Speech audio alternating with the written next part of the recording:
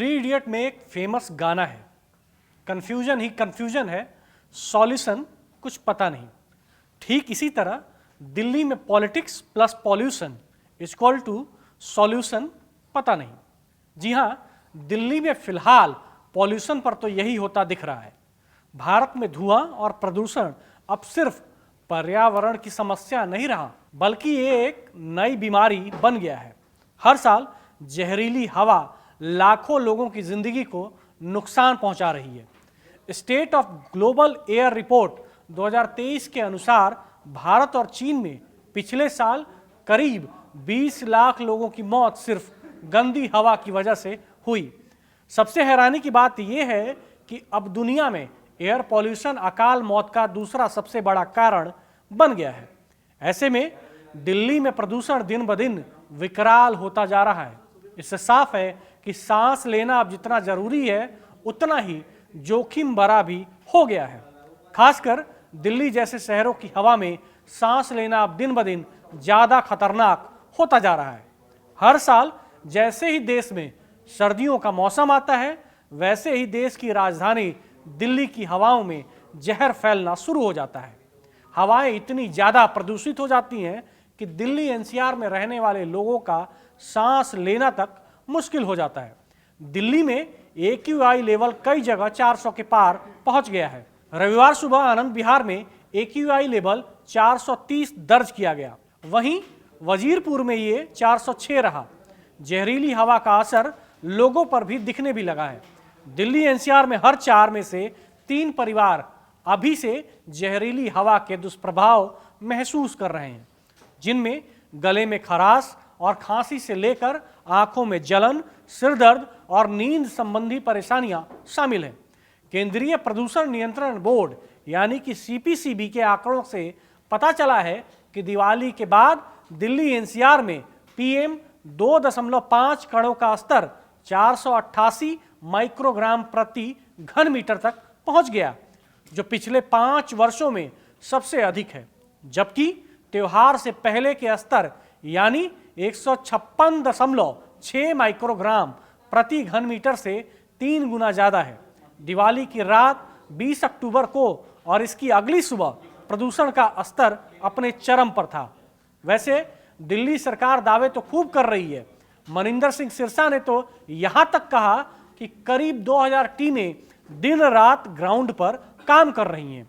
उन्होंने यहां तक कहा कि जल्द ही 70 नए मैकेनाइज्ड स्वीपर, 70 अतिरिक्त anti smoke gun, water sprinkle और 140 लीटर पिकर लगाए जा रहे हैं, जो 1440 किलोमीटर सड़कों को कवर करेंगे। पर इन दावों का असर बिल्कुल नहीं दिख रहा है।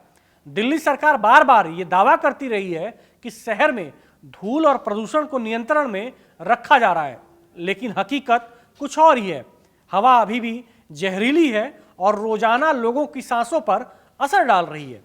PWD, दिल्ली नगर निगम और नई दिल्ली नगर पालिका परिषद तीनों ही इस मामले में पीछे हैं। जो काम होना चाहिए था वो अभी तक धरातल पर नहीं दिख रहा।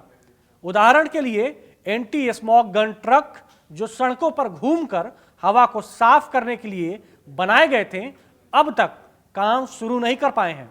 इन ट्रकों के लिए टेंडर या तो अभी जारी है या जो टेंडर पूरे भी हो गए हैं उनके ट्रक अभी तक सड़क पर नहीं उतरे हैं। विभागीय सूत्रों के मुताबिक जिन कंपनियों को एंटी स्मोक गन वाले हाइड्रोलिक ट्रक चलाने का टेंडर मिला है, वे अभी तक अपने ट्रकों की मरम्मत में भी लगी हैं। कुछ कंपनियां किसी अन्य वजह से अपने संसाधनों को सड़क पर उतार ही नहीं पाई हैं। फिर भी सरकार के मंत्री लगातार दावा कर रहे हैं कि ये ट्रक सड़कों पर चल रहे हैं, जबकि हकीकत कुछ और ही है। हीला हवाली का आलम यह है कि PWD अब भी कुछ डिवीजनों में एंटी स्मोक गन लगाने के लिए नए टेंडर जारी कर रहा है। वैसे प्रदूषण ने AQI तो बढ़ा ही दिया है, साथ ही प्रदूषण ने सियासी पारा भी हाई किया हुआ है। दिल्ली सरकार कह रही है कि सरकार ने क्लाउड सीडिंग की सारी तैयारी कर ली है। मौसम विभाग ने 28, 29 और 30 अक्टूबर को बादलों की उपस्थिति की संभावना जताई है। सीएम ने कहा है कि यदि परिस्थितियां अनुकूल रहीं तो 29 अक्टूबर को दिल्ली पहली कृत्रिम बारिश का अनुभव करेगी। उधर आम आदमी पार्टी के वरिष्ठ नेता और बुढ़ारी से विधायक संजीव झा ने दिल्ली के प्रदूषण को कम करने के लिए बीजेपी सरकार के किए गए क्लाउड सीडिंग ट्रायल पर कई गंभीर सवाल खड़ा किए हैं। पार्टी नेता ने ट्रायल पर सवाल खड़े करते हुए कहा कि जब राफेल डील हो रही थी तो बीजेपी वाली कह रहे थे कि घर पर चढ़कर रील बनाइए, फोटो खींचिए, तब पूरे दिन मीडिया में दिखाया गया कि राफेल डील कैसे हुई। तो अब जब क्लाउड सीडिंग का ट्रायल हो रहा था तो ये चुपचाप क्यों हुआ? लोग पूछ रहे हैं कि क्लाउड सीडिंग कहां हुई, कैसी थी, इसका प्रभाव क्या था? आखिर सरकार मीडिया को ही बुला लेती और उसकी भी रील बन जाती। अब तो रील बनाने में बीजेपी के लोग मास्टर हैं। ये रील वालों की सरकार ही है, रियल में तो कुछ नहीं कर रही। बीजेपी मंत्री मनजिंदर सिंह सिरसा तो रील बनाने में 2 कदम आगे हैं, इसीलिए वो साथ साथ खड़े होकर रील बना लेते हैं कि देखिए प्लेन उड़ रहा है, फ्लेयर फायर हो रहा है। इससे थोड़ी पुख्ता जानकारी मिलती। संजीव झा यही नहीं रुके, उन्होंने लगातार हमले किए। संजीव झा ने कहा कि मैं बुराड़ी का स्थानीय विधायक हूं, कम से कम बीजेपी सरकार को मुझे जानकारी देनी चाहिए थी, मैं जनता को बता देता। लोग क्लाउड सीडिंग में आ रहे हैं, प्लेन की फोटो ले लेते और सबको पता चलता कि किस इलाके में ट्रायल हुआ। बुराड़ी के लोग कहते हैं कि कोई फायरिंग जैसी चीज दिखी नहीं, कोई आवाज आई नहीं, ऐसी किसी को जानकारी नहीं मिली, तो ये कैसी क्लाउड सीडिंग थी? इससे भी ज्यादा खतरनाक बात यह है कि क्लाउड सीडिंग के लिए एसओपी में कहा गया है कि जिस इलाके में ट्रायल कर रहे हैं वहां के लोगों को अलर्ट करना जरूरी है। ये छुपाकर करने वाली चीज नहीं है। सरकार कोई परमाणु परीक्षण थोड़ी कर रही थी कि गोपनीयता बाहर चली जाती। मतलब साफ है कि दिल्ली में सुधार के दावे तो बहुत हैं, लेकिन जमीन परिस्थिति अभी भी वैसी की वैसी है। आम लोग हर दिन धूल और प्रदूषण का सामना कर रहे हैं और ये सवाल उठता है कि क्या सरकारी योजनाएं सिर्फ दावों तक ही सीमित रह जाएंगी या सच में शहर को साफ करने के लिए कदम उठाया जाएगा। फिलहाल इस वीडियो में इतना ही, पर आप भी कड़क कैंपेन सांस लूं या जी लूं का हिस्सा बने। कमेंट में लिखें #RightToBreathe और बताएं कैसे बनेगा पॉल्यूशन फ्री इंडिया। अपने आइडिया को कमेंट सेक्शन में जरूर शेयर करें।